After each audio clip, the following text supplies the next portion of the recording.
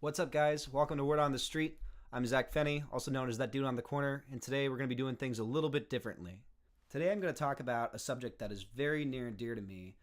It's something that I think can be very useful to a lot of musicians out there who are either just starting out or are trying to play more gigs in a specific area, or maybe just trying to meet new people or make a little bit of money, and that is busking. For those of you who don't know what busking is any type of street performance, performative art, in this case specifically music. Now, to give you guys a little background on myself, I make my living as a full-time professional musician operating in the Napa Valley and San Francisco Bay areas. I'm a singer-songwriter, so I play lots of hotel and winery gigs, corporate events, things like that. But before I was doing those types of gigs, there was a period in my life when I was busking full-time. Now, honestly, I really loved busking, and I still do. I don't have as much time to do it now, but I do it occasionally when the weather's nice and I know that people are going to be out. I know that I'm going to make a good impact on someone's day. But there's something really liberating about being able to play the songs you want to play, where you want to play them, when you want to play them, and having people respond to that kindly, monetarily. It's great. But it can be frustrating when you're just starting out and you're maybe not quite sure about what you're doing and your takes aren't that great, and you've done it a few times, and you're maybe not quite seeing the results that you want to get. So this is a special episode of Word on the Street, Busking 101, 5 Tips and Tricks. Here's our first tip. Number 1, location, location, location. If you want to be successful at busking, you got to find a good spot around a lot of people, preferably with lots of foot traffic and not a lot of people standing or sitting around. Some are okay, but the key to this is being able to entertain and grab at as many people as possible. And obviously you want a high turnover rate.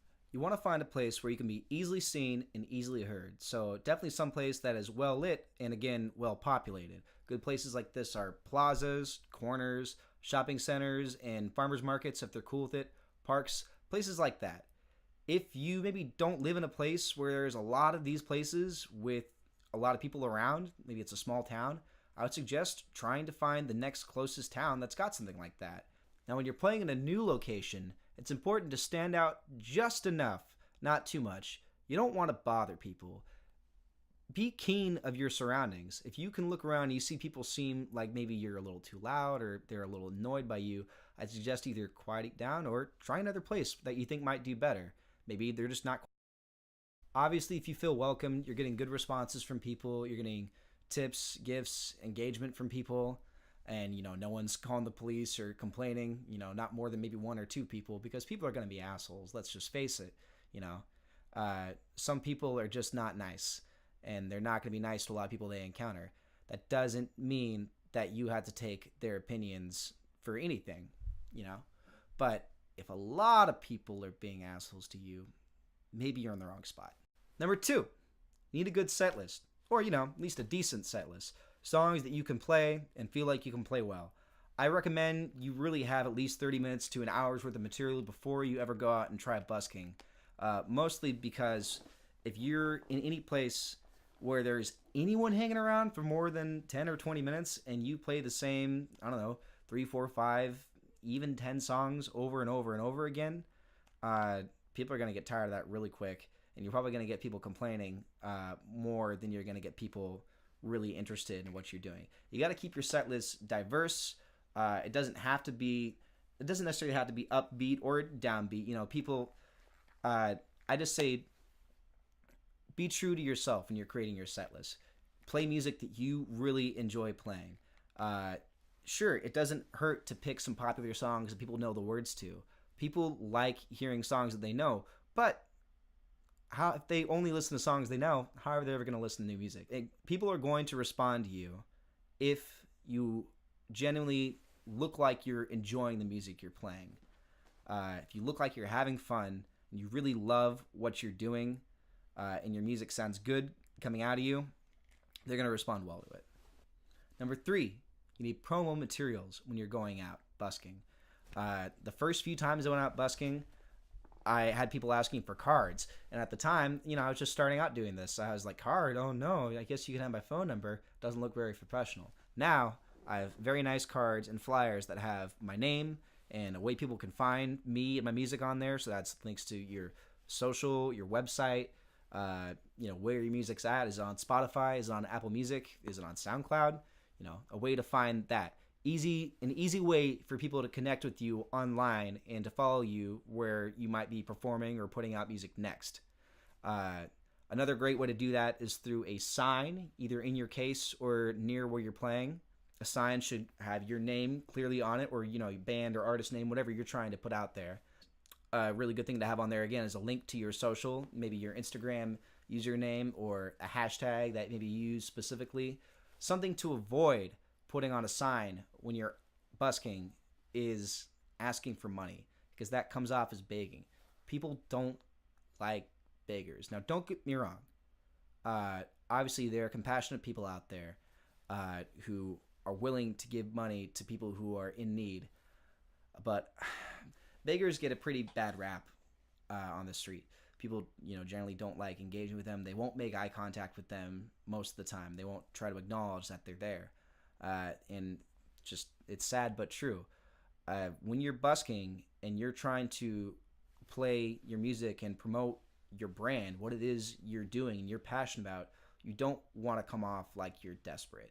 You want to come off like you're happy to be there and you're happy for whatever life throws at you, but you don't want to come off like you're in need. That's a good way to turn people off, especially if people see you making lots of money and you have a sign that says like you're in need.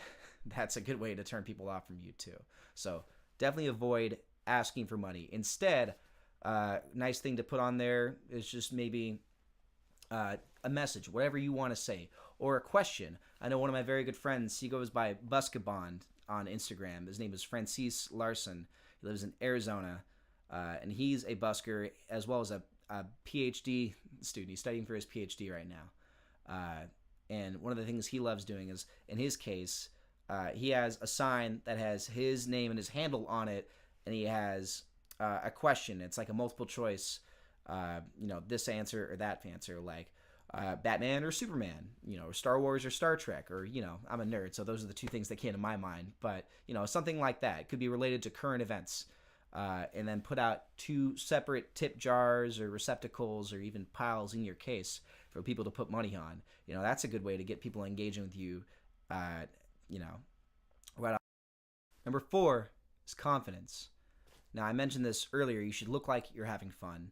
But confidence is key when you're performing anywhere, whether that's on stage in front of thousands of people at a festival or in a stadium, or if you're on the street in front of no one or one person or 3 people or how many people it is, You should have the same look on your face and the same posture and the same energy you're putting out when you're performing your music, because you should love what you're playing, no matter who you're playing in front of, ideally, If you look confident, you look like you know what you're doing, you're probably going to get questioned less, you're going to get harassed less, you might get engaged more. People will say, hey, he looks like a friendly, or she looks like a friendly person.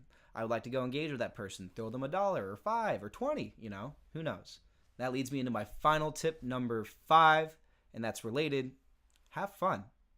Genuinely, don't just look like you're having fun. Learn to love it, and that goes by playing the music you want to play. Doing stuff you want to do. If you're weird, you got weird dance moves, do your weird dance moves. Who cares, Now, obviously, not every day is going to be fun. Sometimes you're going to be stressed out about busking or about life in general. But again, this goes into any performance. You need to be confident when you're doing it, and a way to be confident is to actually have fun while you're doing it. And if you're not already having fun, you need to make yourself have some fun.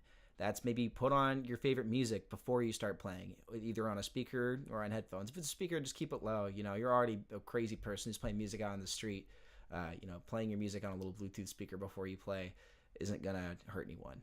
As long as, it's not on a subway. Don't do it there. But jam out, loosen up, stretch, I don't know. Do whatever you need to do to get in the right mindset to have as much fun as you possibly can. Well, that's about it for this video. I hope any potential buskers out there watching have found some of these tips to be helpful. And if you have any busking experience yourself that you would like to share, any tips or trade secrets you want other people to know, please leave those in the comments below. And of course, please like and subscribe if you haven't done that already, and check out my other videos. I would like to post more content like this going forward, in addition to the interviews I'm doing with other local musicians in the Bay Area related to busking. I'm going to do another topic in the near future. It's going to be my personal busking rig rundown. You know, it's a little more than just my guitar and my voice anymore. Of course, please remember to like and subscribe if you enjoyed this content, and of course, love your work. Thanks for watching. This has been Word on the Street. We'll catch you next time.